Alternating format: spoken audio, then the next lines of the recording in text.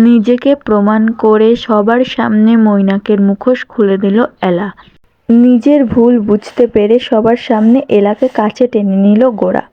মিলন হবে কতদিনে সিরিয়ালটির নতুন প্রোমোতে দেখা যায় এলা শিব পুজো করে আসে।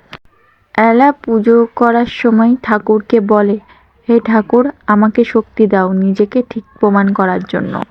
এরপর মামনি গোরাকে একটি পাত্র দেয় এবং বলে এটা এলাকে খাওয়াতে। কিন্তু গোরা বলেন না, আগে উনি নিজেকে ঠিক প্রমাণ করুক। উনি নিজেকে প্রমাণ করুক মৈনাকের সঙ্গে ওনার কোনো সম্পর্ক ছিল না, উনি কোনো নাটক করেননি।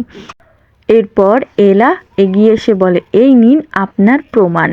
অনেকগুলো চিঠি গোরাকে দেখিয়ে দেয় এবং গোরা যখন চিঠিটি খোলে তখন বলে, এটা তো এলার হাতের চিঠি নয়। তখন ঐশী বলে, এটা তো আমার হাতের চিঠি।